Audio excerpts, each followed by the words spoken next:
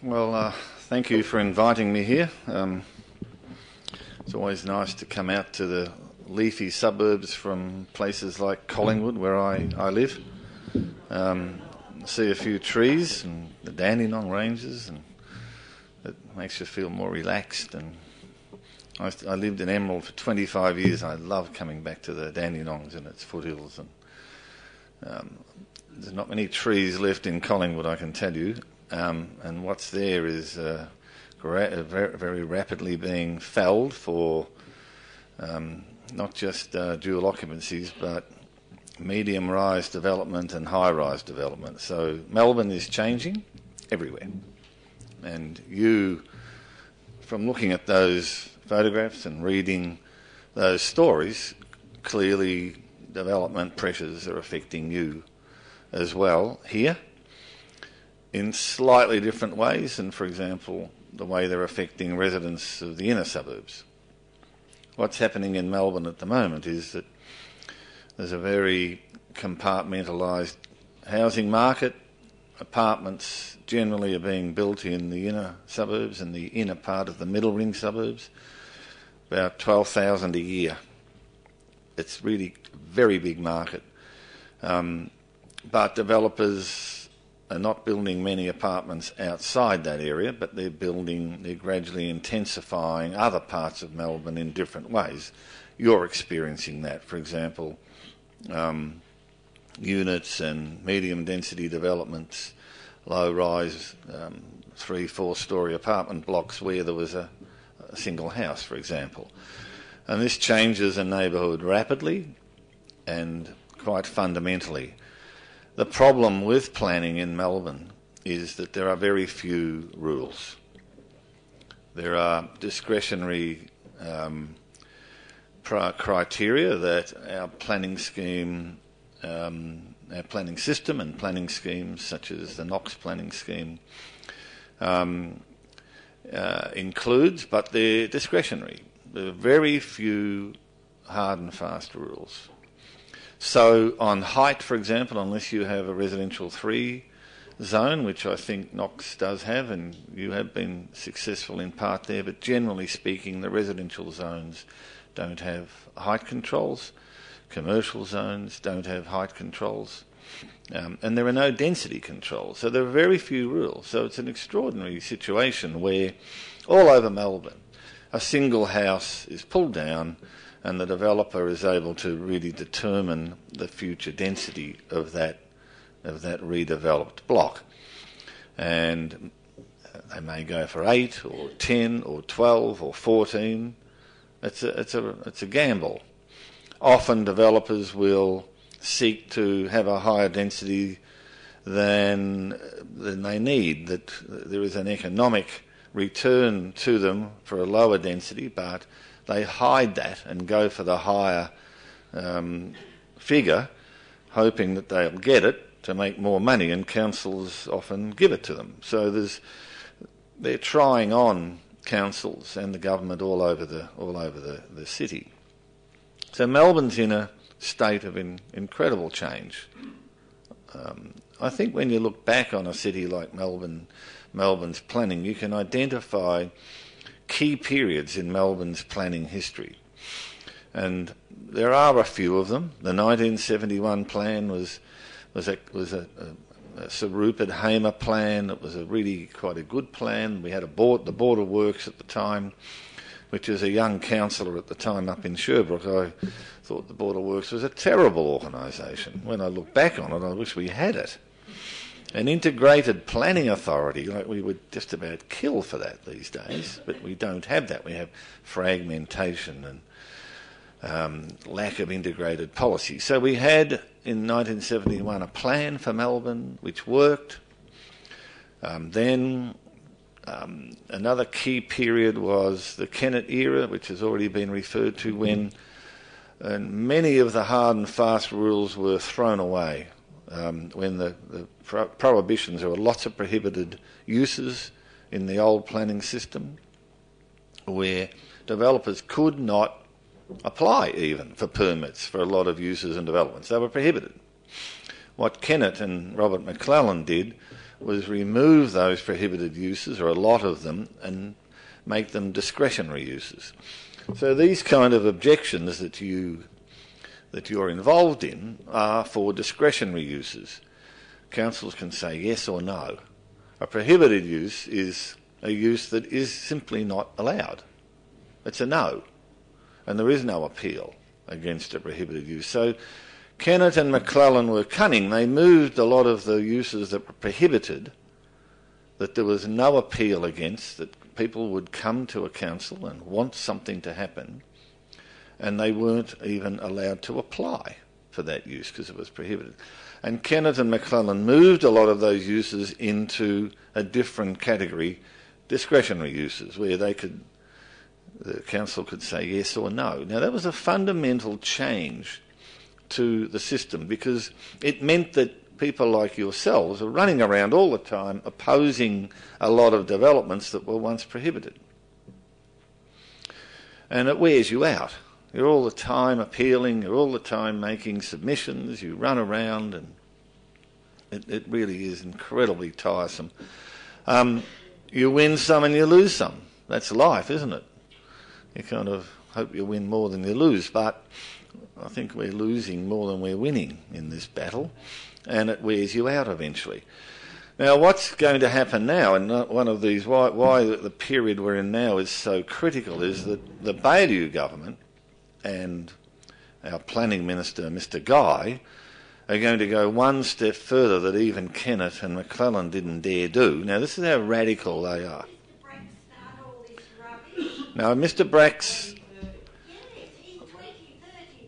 Well, what happened with Mr. Brack's was that Mr. Brack's maintained the statutory system that the Kennett government brought in, and that disappointed a lot of people, right? Because I think a lot of people expected that when Labor were elected, they would go back and bring in more certainty and more prohibitions and more say to local communities and councils. And that's exactly what they said they were going to do, but they didn't, right? They maintained largely the Kennett system.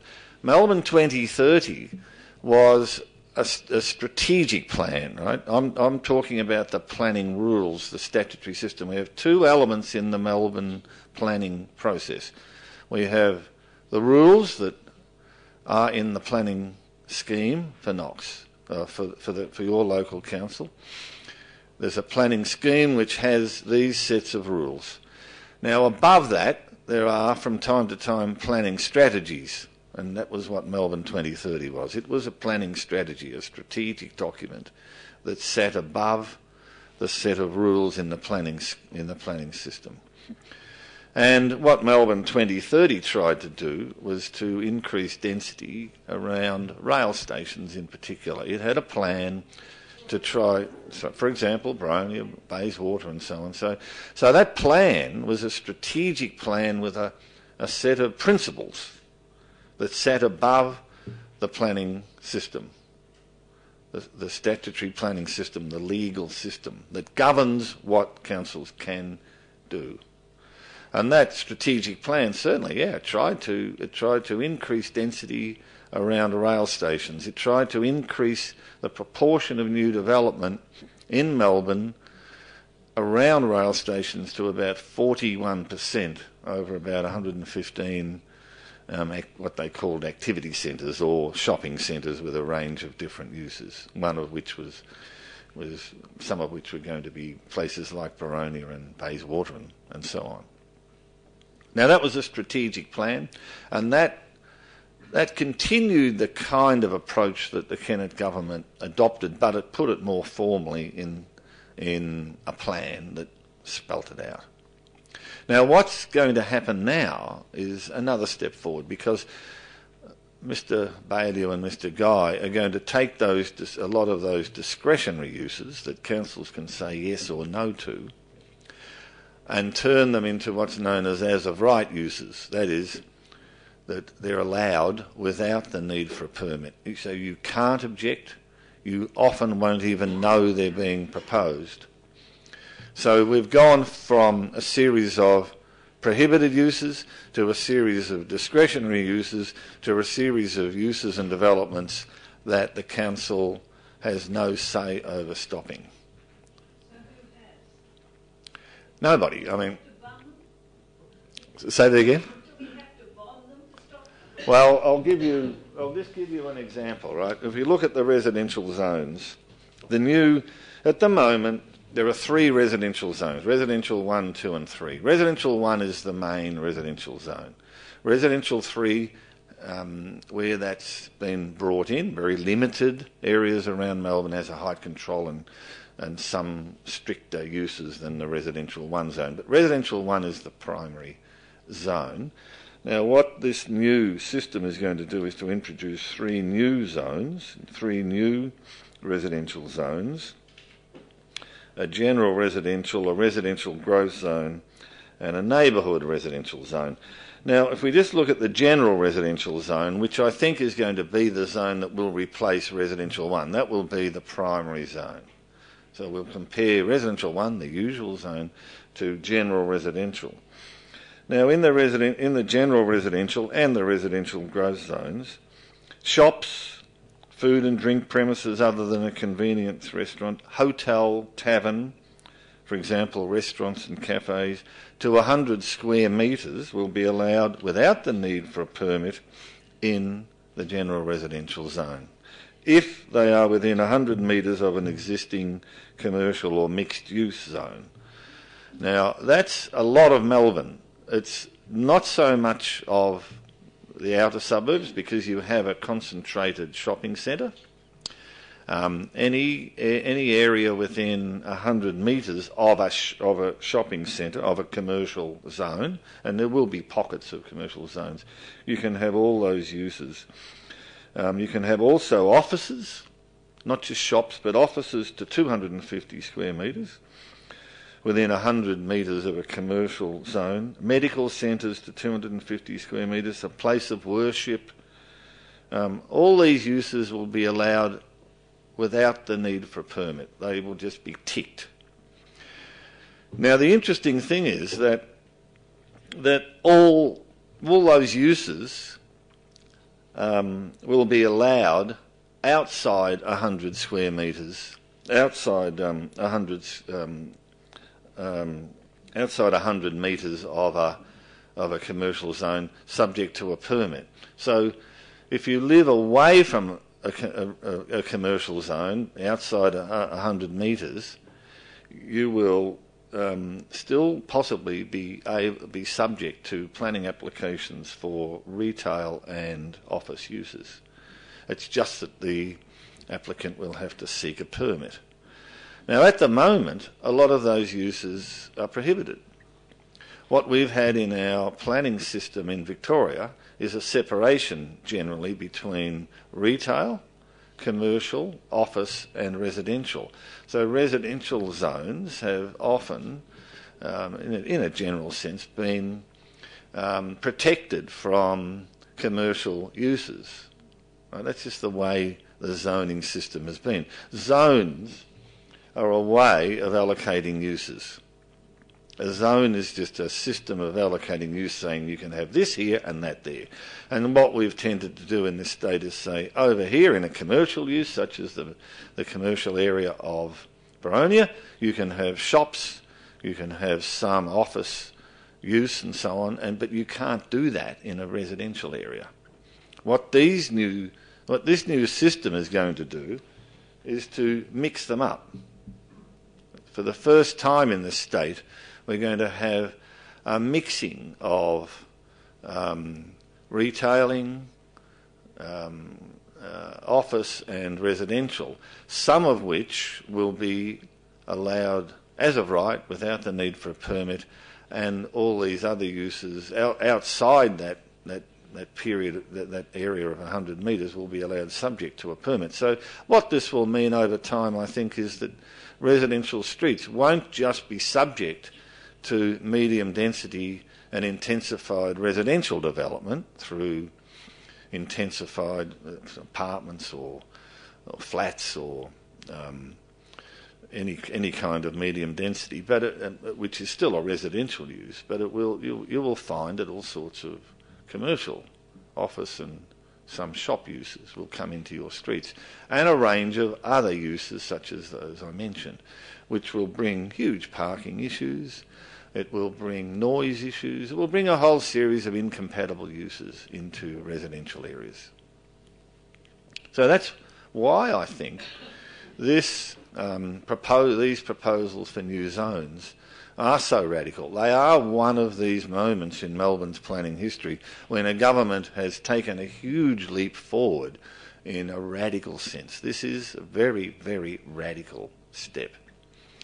Now, I won't keep you on the details of all this because going into too much detail, we all end up with concussion after we try to listen to all these incredible sort of details. And it's getting late, and I don't want to bombard you with information. But the other problem that concerns me is the commercial uses. You've got shopping centres like Boronia.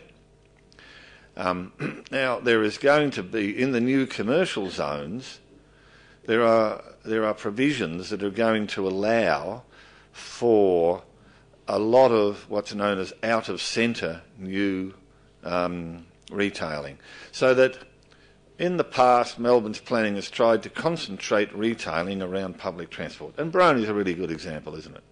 You have shops, you have a public transport system. They're pretty well concentrated. And what's been happening over time is that big box retailing, your Bunningses and your big furniture stores, have been allowed to buy land that's zoned industrial or another use and build their big retailing facilities away from shopping centres like Boronia, somewhere maybe 2-3 kilometres from a public. So this is car-based retailing. We now have a huge amount of retailing occurring in these big box retail facilities that are built away from shopping centres, and that undermines the viability of all these little shopping centres. So all over Melbourne, shopping centres are finding it tougher and tougher and tougher to survive. And you can track this through lots of shopping centres where clothing, apparel shops, bookshops, hardware stores went years ago, and it's now moving down to greengrocers, butchers and so on. So they just find it harder and harder to compete with both the supermarkets and the big out-of-centre chains. Now what these new zones are going to do is to allow developers to go to zones, business 3 and 4 zones for example, which are like these light industrial zones, generally away from the shopping centres, and build mini shopping centres there. So what this is going to do is further undermine the viability of our strip shopping centres and our concentrated shopping centres like Boronia and so on. And this will happen all over Melbourne. It's been tough enough for these shopping centres to survive. And I'll give you an example of a country town. You have a country town like Wodonga. It's not just places like Boronia this is going to affect. Wodonga. I don't know whether anyone knows Wodonga well, do you?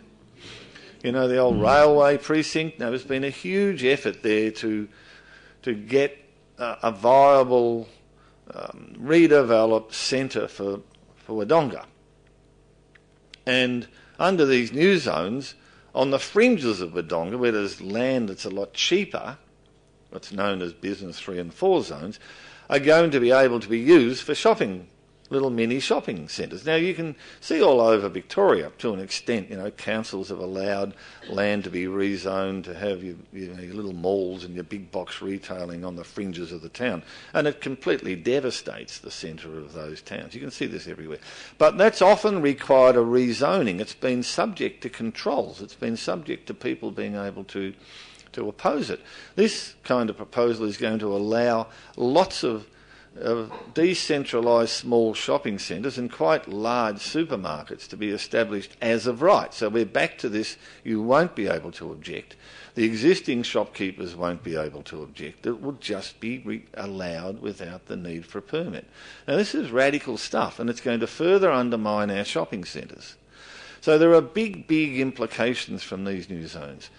I'll finish with the third tier of this is the green wedges. Now, you're near a green wedge here. You've got the Dandenong Ranges. You're right on the edge of, there's parts of the green wedge actually in Knox. Now, what these new zones are doing is allowing large hotel complexes, big tourist function centre restaurant complexes, those big sort of function centre hotel complexes that you see that people go for, weekend, sort of think tanks, and they all kind of sit in rooms and eat minties and drink coffee for the whole weekend. And generally they're located away from town. So, for example, Hilton Hotels have been trying to build one about 4 kilometres out of Yarra Glen for years. But they wouldn't build it in Yarra Glen. Right? Why not? Why wouldn't you think that a nice big hotel function centre complex, if it was well designed, there's lots of land in the town, why wouldn't they, it'd help the town, why wouldn't they build it in Yarra Glen? Yeah, they want all the income, right?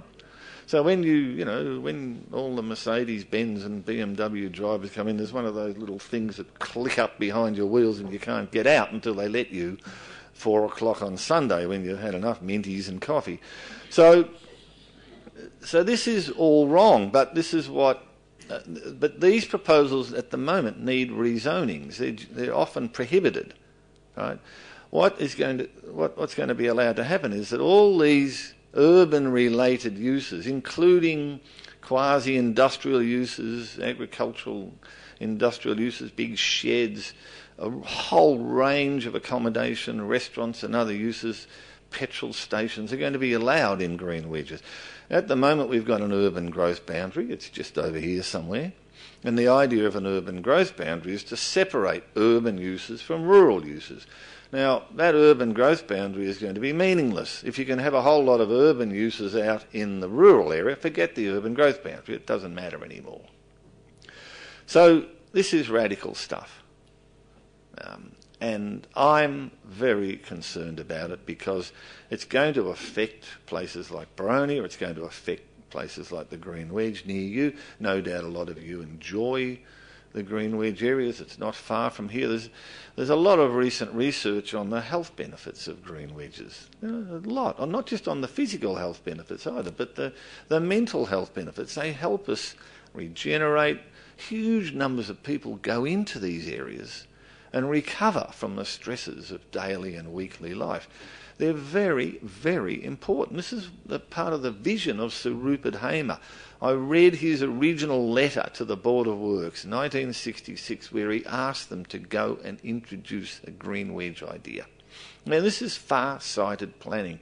This is somebody back in 1966 looking ahead to 2012 and beyond and trying to get something in place that would stand for all those years and help us all. That's under threat. And I guess one other comment. When we look at the commercial zones, I'm worried about places like Boronia because I don't want to see Boronia turn into a ghost town. I don't think anybody does. When we look at the inner suburbs, Melbourne, this affects us all as well, even if we don't go in there excepting to wander in to see, a show at the Princess Theatre one night or whatever. We go into the city and we go through these old strip centres, Victorian Melbourne. I love it. I kind of, Collingwood is a bit on the edge for me where I live. It's, it's just a little bit too kind of intense.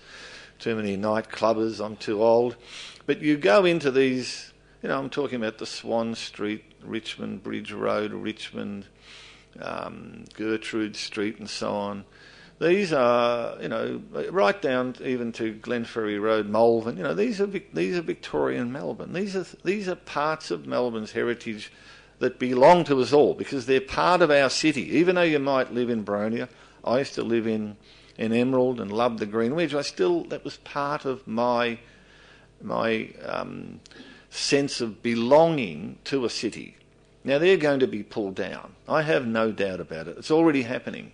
There's already applications now lining up to have facade development and medium to high rise in these beautiful Victorian streetscapes, and we're going to lose them. So, to finish up, I think every so often there is a huge challenge for a community, and planning is at the centre of it, because there are two ways to make a lot of money traditionally in a place like Melbourne: through the share market, and we know there's no way to make money in the share market now, or through land development. And land development is the thing. Land talks money. We have lots of international money coming into Melbourne. We have huge high-rise developments going up in the CBD. Melbourne is changing. And this sets a challenge for the citizens of this city. All of us. Because if we don't do something about this, it's going to change fundamentally quickly. Because every so often, this is what happens to a place like Melbourne. It changes fundamentally and quickly unless the citizens assert their rights and try to do something about it. State government is incredibly powerful and important, but I believe that local government is powerful too, despite all these kind of controls exercised by state government. Local government simply hasn't exercised the limits of its power. And I think the reason is, we heard before, because it's become like a corporate body. It's not a community-based body anymore, local government, often. Sometimes some councils are, but it's become more corporatised. We've got to get local government back to exerting its influence and taking government on and acting on behalf of its residents. And that really is a test for all of us. And every so often we get that opportunity, and I think in the next 2 or 3 years, that's our big challenge, to get involved, do our best for our community, and let our voices be heard. Thank you very much.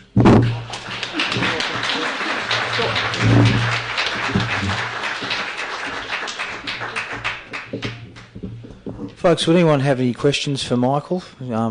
Definitely. Okay.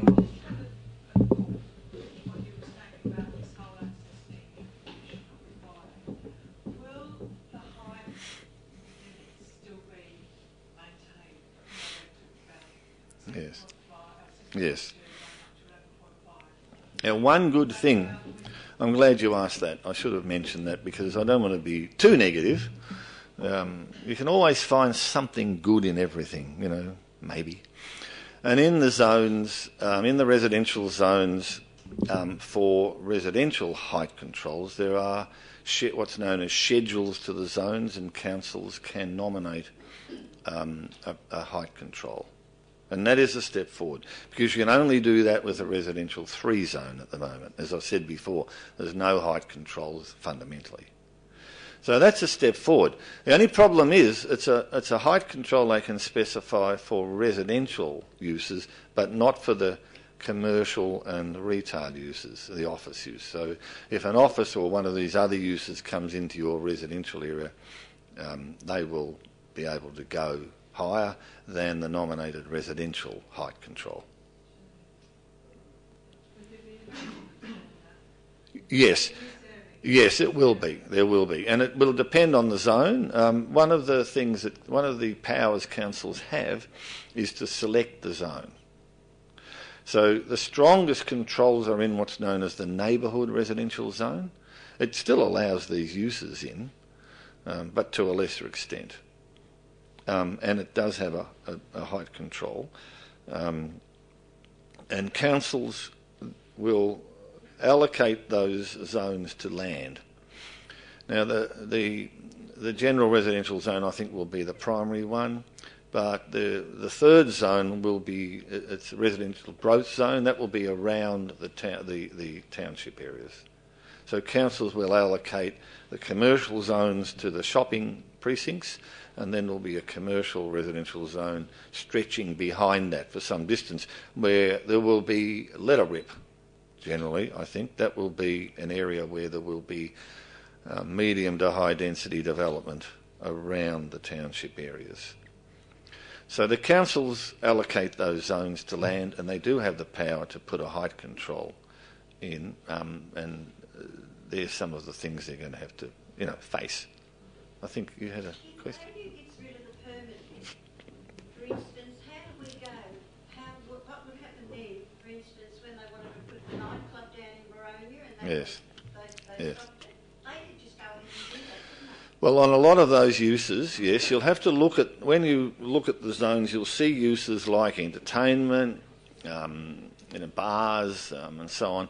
Now, a lot of these kind of uses, yes, where they're listed as of right use in what's known as Section 1, there is no need for a permit, and where they're listed as not needing a permit, there's nothing you can do. Nothing you can do if it's in that list. You won't even be notified, right? There will be no way you can object because they're allowed as of right. They're allowed to do it regardless of anything else, right? So all that list I read out before and other uses, there's a great long list of as of right uses where uses at the moment that are subject to permit have been put back into a different category and allowed without the need for permit. Yes, and you won't be able to object, you won't be notified, and that's why this is so radical. And there's lots of sleepers in that list, yes. And you need to look at the list. Go into the Planning and Community Development website. It's actually there's not a lot of good things about Planning and Community Development as a department that I can talk about, but the website is good.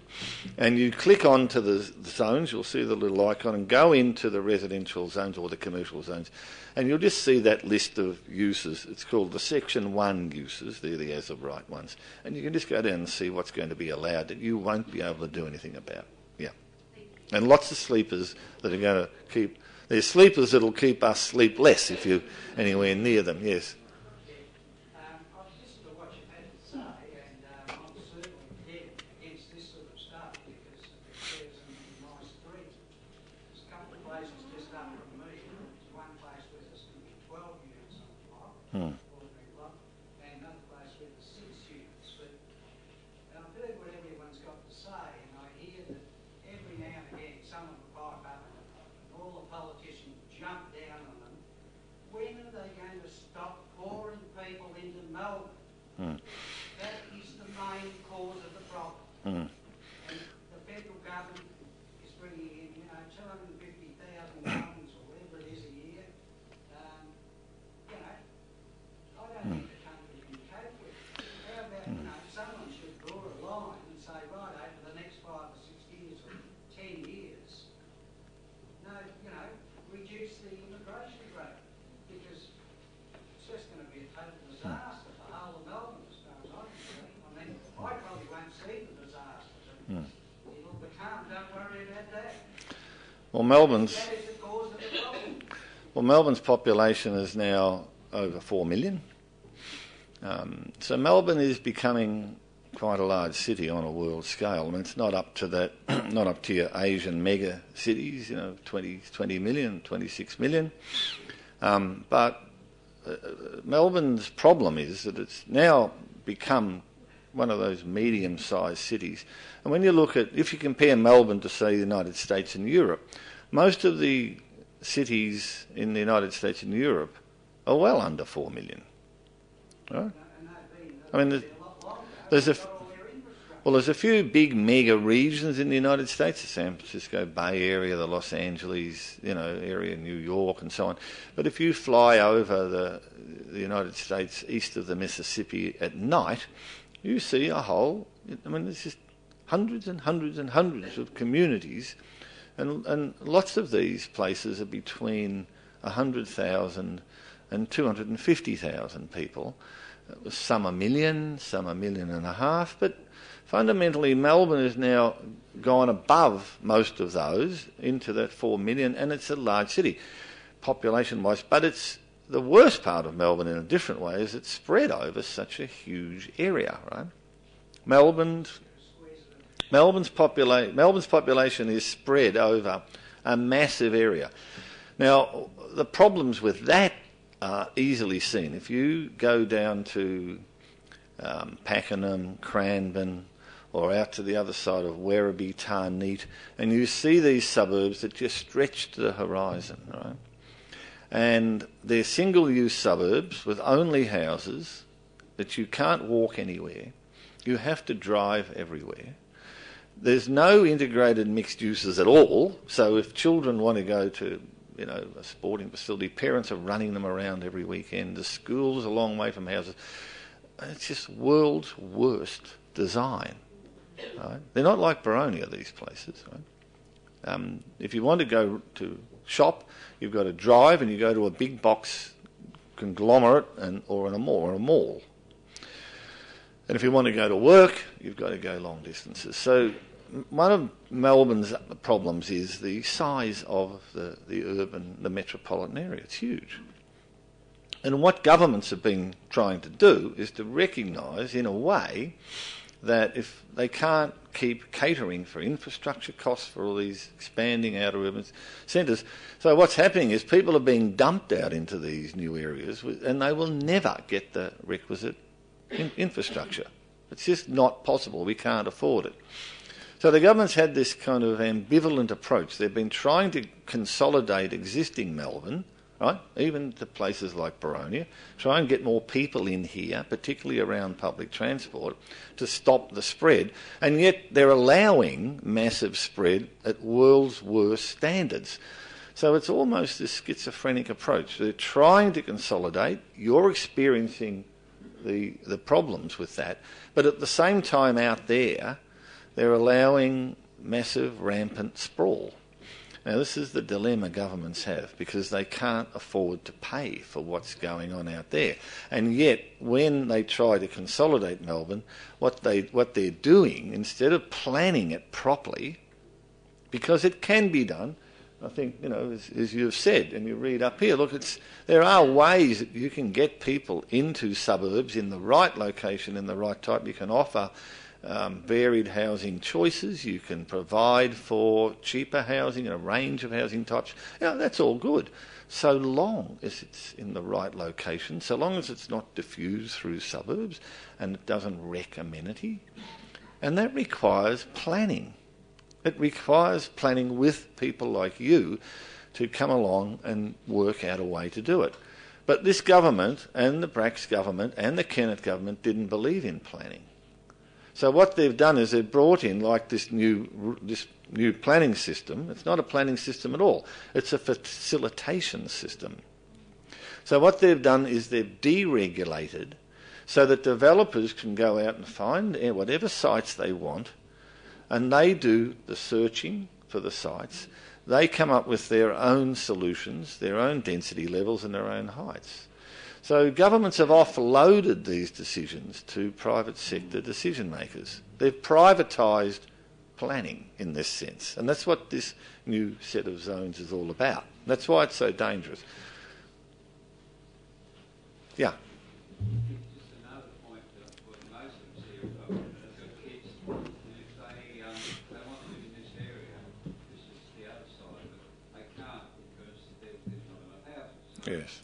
that's got to be allowed for as well. They have to move Yes. out the sticks. Well, exactly. So that's why I think in the long term, for a place like Knox, Boronia, a city like this, and your area, there are advantages over time in a planned way in identifying where you can get a more diverse housing type when you don't want to live in your house anymore. I'll have to cart me out of my house. I don't think I'll ever go to I want to live in a house until I can't any longer, but maybe one day I'll have to go to a smaller place. And so it allows for diversity of choice for new home buyers. At the moment, new home buyers have got to go to the fringe and buy a 3 and 4 bedroom house with an ensuite that their parents don't even usually have, and a family room when they're not going to have a family for 5 years. And they're paying 40% more for that because there are simply no alternative choices. We don't offer the range of housing choices. So in a place like Boronia, I have absolutely no doubt that there are locations for you to plan in a proper way, an acceptable way, to provide a diversity of housing type, and so long as it's well located, and so long as it's not wrecking your amenity. And this can be done. It's just planning. I've been involved in planning for longer than I care to think. I'm too old to even think about it. And this requires thinking and planning. But the government's not doing that. It's just saying, let her rip. If you have an idea, go out and buy a house, pull it down and put 16 units on it. And they think that solves the problem. You had a question down the back. What you were saying, if these planning zones come in, we can't appeal against them. Can councils appeal against them? No. No, councils... Does that mean we get rid of BCAT? well, yes. For those uses that I specified, so not all uses will be as of right. Not all uses won't. Some uses will still require a permit. So how do we stop it? But the uses that don't require a permit, the applicant will come to council and they will just tick the box, and there will be no need for a permit. There will be just an approval and acknowledged. There may be a building permit, or will be a building permit required, but it won't need planning permission. So councils won't be able to do anything about those uses. They will be able to do something about uses that are subject to permit, and there will still be some of those. So there'd be no right of appeal whatsoever. Not where they're in that. And I'll just to give you an idea, because we forget these things. So if we look at the residential zones, in the residential zones where there's applications for shops, food and drink premises, hotel, tavern, and that was related to your question, for example, restaurants and cafes, to 100 square metres. Anything won't require a permit. Anything above 100 square metres will require a permit, so you'll have a chance to object and councils can say no. And offices to 250 square metres, that's quite large, within 100 metres of a commercial zone, medical centres, places of worship and so on. So there's a list of those, and where they're in that list, no, councils can't say no. And where they're not in that list, the applicant will still be able to apply for a permit. That's where you'll be able to object. But the point is, a lot of these uses, they can't even apply for a permit now. Some of them are in the prohibited section.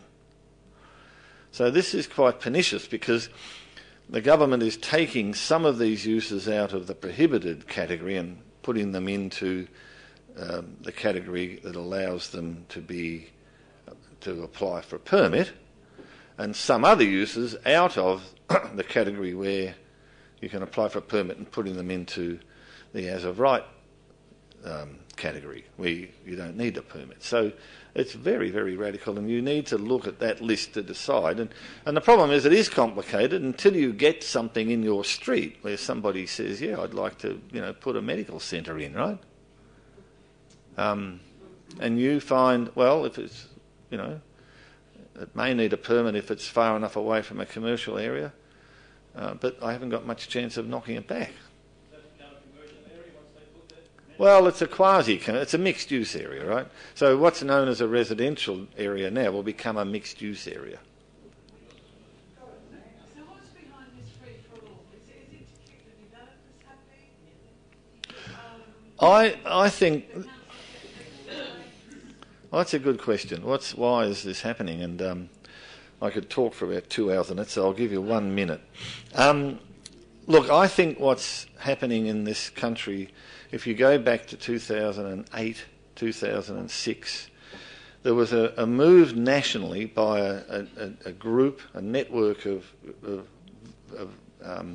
free market, market-oriented think tanks who don't believe there should be regulation in anything that have affected competition policy and so on across the country. And planning got away from them. They didn't take note of the planning system. And they suddenly woke up to the fact, there's all these regulations around governing land use. How do we ever miss that? So they started to pay attention, and right through to competition sort of agencies and so on that are dealing with policy around this have suddenly taken notice, and they've been producing reports which have come to government. And so nationally, if you look at what's happening in Queensland, New South Wales and Victoria, they're all doing the same thing. What I've just described more or less is happening now in Queensland, New South Wales. It's a national push to deregulate planning, just as trade's been deregulated, I mean, the deregulation mantra is an ideology, you know, it's a commitment by a group of very extreme people that have taken control of the policy agenda right across the board. In addition, the Property Council and developer groups have been incredibly active pushing this. They want this, right? So you can look at the Property Council. I've tracked through the Property Council comments over years and a lot of the other development peak groups, and they've been incredibly influential. When the Brash government, we'd go into government, we'd lobby, and you would go out and then the property industry would come in after you. Right? You couldn't beat them. They would be there with bells on after you left. Now, they have been very influential in this. So there's a confluence of, ideologues, deregulator sort of influences, big national groups, right through to the property industry, and it's incredibly powerful. I still believe people power can beat the lot of them. And that was shown in the last election. The Brumby government lost by 250 votes in one seat, Bentley, right? They lost by, Bailey was in by one seat on the skin of his teeth, because people voted against the Bailey government because they got sick of what Madden was doing with planning, and transport drove them nuts. Yeah. You haven't told us whether these are just proposals or are they actually being implemented. Could you give us a timetable, or are they already are these laws already in place? I kind of, I wondered about that, but that would require me to go into Matthew Guy's mind, and I shudder to even think of what might happen. I don't want to enter Matthew Guy's mind. What's happened is that they're proposals, they've been exhibited. You didn't make that clear. Okay, well, I'm glad you asked me. You implied that these are already... No, I've said that these are zone proposals, but I didn't go into detail. So I'm glad you asked me, and I'll sum it up. Last year, the Baillieu government established a committee headed by Jeff Underwood, the former head of the urban land development industry, right? So a chairperson from the development industry, to review Melbourne's statutory planning system, the zones. That committee produced a report late last year. The government sat on it.